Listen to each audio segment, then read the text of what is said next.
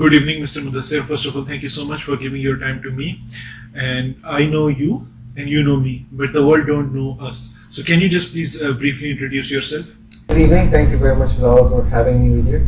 This is Mudassir Ismail. I'm a software engineer by profession.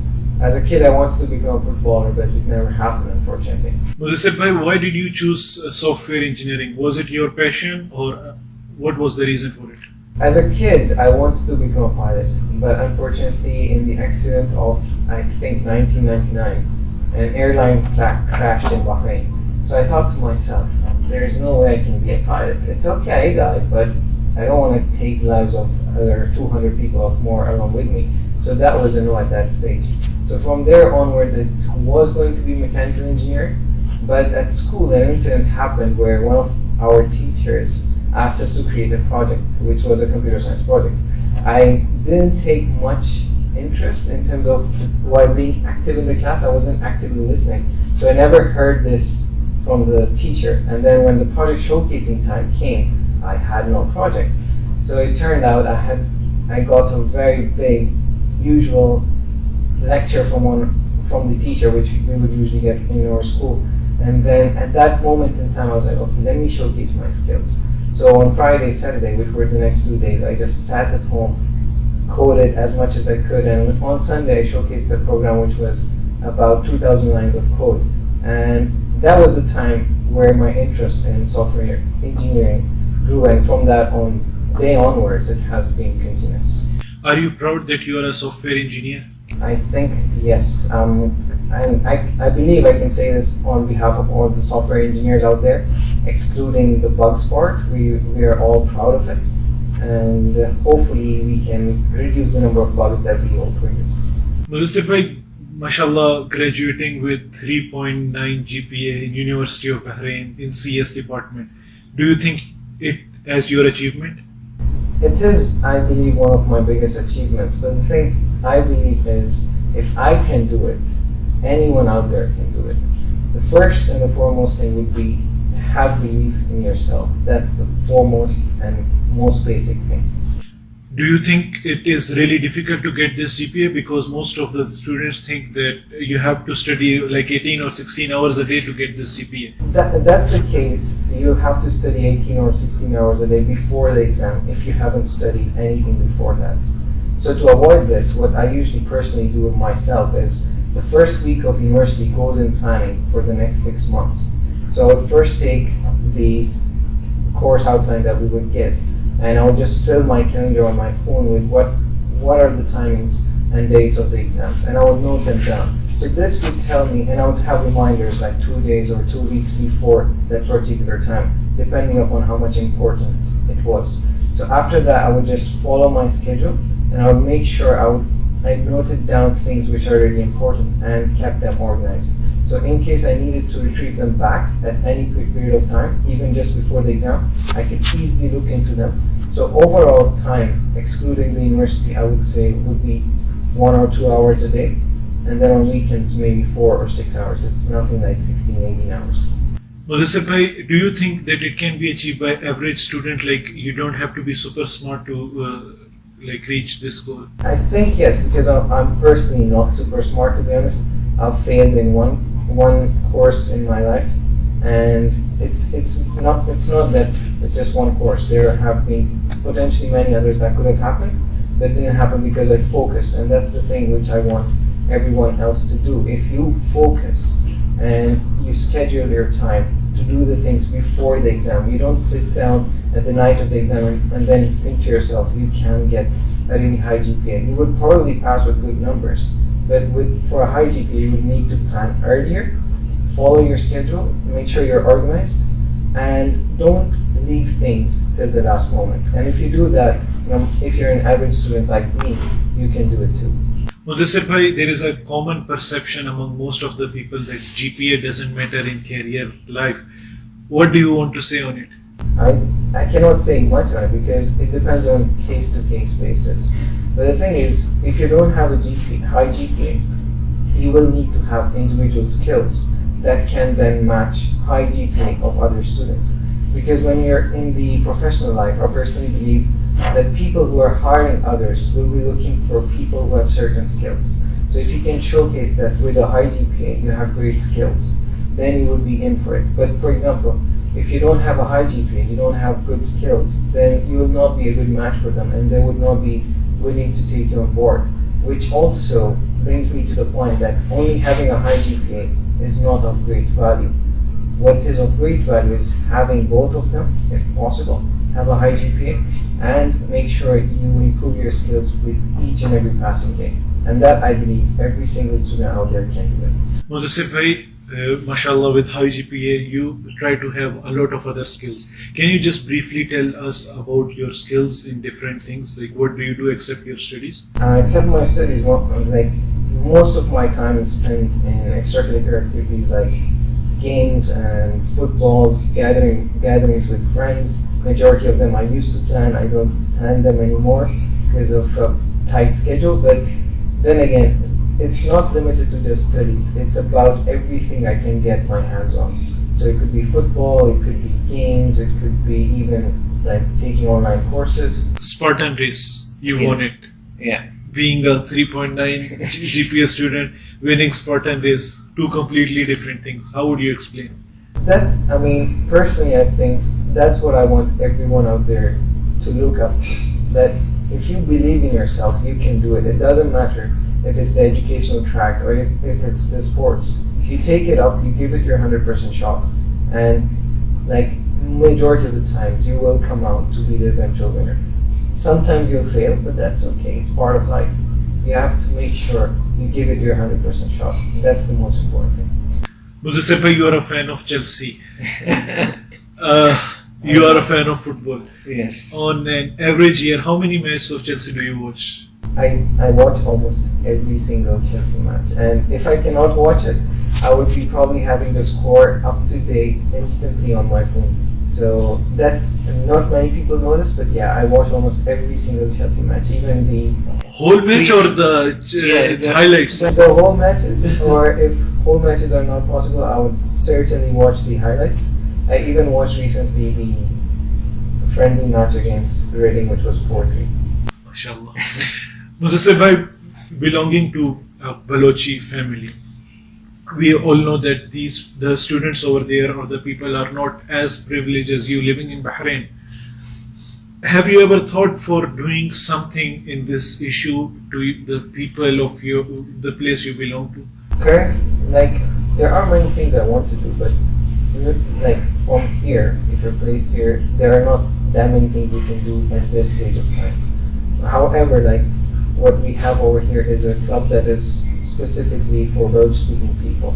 So through that, what we're trying to do is educate as many as possible, and I'm happy to say I'm a part of it for the past 5 years and counting. And what it includes is basically computer learning classes, spoken language classes. It even includes Taekwondo if you're interested. So things like these. We try our best with whatever limited budget we have to improve their abilities and to make them better professionals and better suits for employment. Mudassir bhai, talking about your online courses, can you share with us which is the most difficult online course you have done so far, and which is the most achievable? This is the one of the top. I honestly haven't found, to be honest, online courses to be that tough, because the aim You mean UOB studies is more tough? I would say comparatively, yes. But then again, I think, personally, I believe you'll have to evaluate what you get out of the course at the end of the day. That is what should matter. What shouldn't matter is how hard it is. Personally speaking, out of all the online courses that I've taken, I've gotten value out of each and every one of them. They're not assignment based, they're not test based, so your skills are not directly tested. There are a few where you can take tests if you want, but that's not a must. However, what happens is majority of these courses are focused, extremely focused and short. So you can take them and finish them within 2 days if you want to, or 2 weeks. And the thing is, you can follow it along with your own pace. So there's no rush, and you can, for example, create your own projects and then make sure whatever is being showcased, you do that as well. So through this, I believe it's better. Many people might disagree. Everyone is free to their own opinion. But I personally believe this is a much better approach when we're talking about learning skill sets and improving our skills in whichever field that we're in. Mudassir, by talking about Toastmasters, mashallah, you have achieved a lot of things in Toastmaster as well. First of all, can you please tell us Toastmaster, because I don't think there is Toastmasters in Pakistan so far.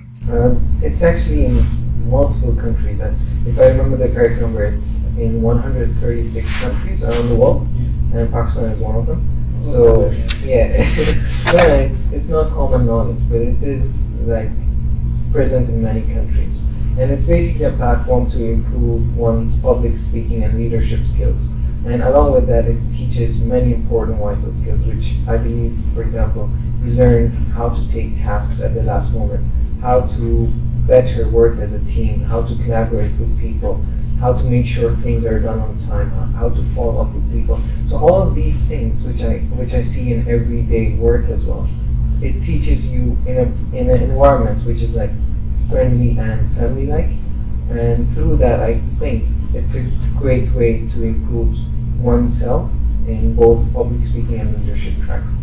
What have you achieved so far in Toastmasters? What is your top achievement in Toastmasters so far? Top achievement, there is like top achievement in terms of like leadership track, because we have multiple tracks, but personally speaking, I would say my biggest achievement was becoming the president of Bahrain Elite Speakers Toastmasters, also known as BEST, and through it we were able to achieve 9 out of 10 points, which are to be achieved from a club. And if you achieve 9 out of the 10, you're considered to be among the distinguished clubs, which we were thankfully, because of all the effort that was put in by my team and all the members. Mudassir, mashallah, you have achieved a lot of things in your life. What was the motivation? Like, what comes to your brain for pushing it a bit extra hard? That's one thing I personally believe is not there in some of the people, and because of that they cannot achieve a lot. So I think that each and everyone should have a thing that motivates them. Each and everyone should have a mind map of, for example, where they want to see themselves in the future. For me, it was quite easy, because for me, my parents have made a lot of sacrifices. So for me, the motivating factor was my parents, and to make sure that I could make them proud each and every single day. And even though if I try my best after all the other achievements, I still don't think I'm able to repay them back enough. But that's the thing. Have something that motivates you. Could be your parents, could be your family, could be maybe the money you want to get in future, could be anything. But have that thing that keeps you going each and every single day. Mudassir, we all know that you have a motorbike as well. So what is the story behind? Like, it is your passion, or? I think it started with the movie Duel. And probably before that as well, because my father used to have a motorbike when I was a kid, I think 4 or 5 years of age. And for me, it has always been, also through MotoGP, it has been a passion of mine to just go there and ride the bike, because it in itself gives you a whole different experience. For example, I remember this very well. There's one night we were out on a group ride, and it was foggy, and the fog was almost at like around 2 meters of height, and we were going there, and I raised my hand passed through the fog, and this is not something that you can do while your whole body is feeling the cold that is happening while you're riding it. And it felt as if on that specific moment I was riding through heaven. So it gives you these things which I don't think are there in many other things. So I think everyone, if possible, provided that you can ride safely, should be giving it a look. What other things are still there which I can't notice being with you for so long? I can juggle balls, which like tennis balls, I can juggle up to 3. I can solve a Rubik's Cube. And there are, I cannot recall them, but there are things along with that as well. And I can speak 6 languages. Can you name them? Chinese, Urdu, English, Hindi, Arabic. Although in Chinese and Arabic I'm not fluent. Mudassir bhai, what makes you most proud as a CS student, as a mashallah high achiever, a Toastmaster, Spartan race winner, or like I don't know what else. What makes you the most proud of yourself? It's a tough decision. Personally, like I'm proud of everything that I've done, but the thing that I'm most proud of is anything that makes my parents proud. So that for me is the proudest thing. So it could be, for example, getting a high GPA. It could be doing well in academics. And for me personally, alhamdulillah, my parents will also be proud if I do something in sports to which I achieve a high place. So I think in that thing I'm blessed as well, and that's what I would consider my biggest achievement and thing to be proud of. If you don't feel it is a personal question, can I ask what is your future goal? What is at that place where you think that today all these hard work is done? Yani? What is your biggest aim in your life to be? Again, for me, it revolves around my parents, and maybe it's the same for many other people. Is to reach a stage in life where my parents can not just rest every single day that they want to rest, but also enjoy every single thing that they want to have in life without having to worry about anything. That includes finances, that includes time, that includes whatever it may be. Talking about your professional life, which life you think is more difficult? Being a student and there are so many courses is difficult, or after becoming a professional, do you think is difficult? I think being a student is more fun. It depends on how you approach it, and the same can be said about your professional life. Personally, I believe it's all about how you approach it. For me, like university was never a thing where I used to stress myself over. I would just make sure I had everything planned in advance, and I was just ticking off the things I had to do before they came up. So it was always fun, and I always made sure as much as possible to take out time to have fun. It would be in the university itself, going for football, table tennis, whatever it may be, even games with friends. You don't restrict yourself, don't limit yourself, make sure you make everything fun. And same for professional life. For me, it's as a CS student, going into the CS field is, I think, one of the best things you can have in life. For example, I can go to job wearing whatever I want, and the timing are flexible. Maybe not everyone in CS is that much blessed, but we have all these benefits that are not there in many other fields. So I've personally enjoyed it and every single thing. One thing that is always like sort of dangerous in our field is that one bug or one error that you make can also kill people, and it has happened in the past, unfortunately. So that's, I think, the stressful part of it. But if you focus well enough, if you give it your best, I think at the end it all turns out to be good. Just make sure you have fun in the process. Table tennis player, another achievement. I heard you also won robotics event in IT, if I'm not wrong. That was one of the events in the University of Bahrain, but it was just a 2-day event. So we had to create a robot and that had to basically navigate a certain field. And alhamdulillah, I was able to accomplish it. And probably because I was also from the IT background. How do you see yourself in a future as a programmer? Like you want to stay here in Bahrain, you want to move on. If of course, if it is not a personal question, or you want to like do a freelance job for your clients, maybe in United States or Germany. How do you feel your career as a CS guy or as a programmer going in which direction? Personally, like I would prefer it to continue in Bahrain, though that's the benefit we have. Because even remaining in Bahrain, I can do any remote work that I want to do. Currently, I'm part of a startup which I'm really proud of. It's called Sync Business. So at the moment, that's the plan, to make sure we take this startup into an enterprise level product. You want to promote your product? It was an opportunity, I took it. Do you like to please tell us about the project you are working on? Sync Business is currently a company which owns a product called Sync. I'm one of the software engineers over there. It was established by 2 friends, both are called Sam, and the product is basically about automating the clock in and clock outs of employees and generating payrolls for them without the need for another hardware device where you have to go in and punch out. So everything is done through the device of the employee itself. and then the admins get the reports at the end of the pay period. Mudassir bhai, talking about your publications, and I heard it received Sheikh Nasser Award as well.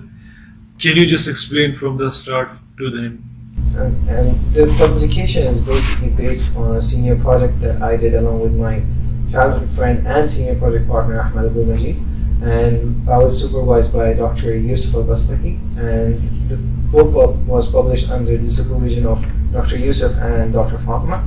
It was basically about an artificial neural network based electronic nose. So we had a sensor which we trained through artificial neural network algorithm, and it was able to then identify 5 different odors and identify and tell which one is which out of the 5. And we were able to get an accuracy rate of 93 to 100% depending upon the different tests that we carried out. And alhamdulillah, through this we won the Best Senior Project Award as well as the 3rd place in the science category of Sheikh Nasser bin Hamad Anwar.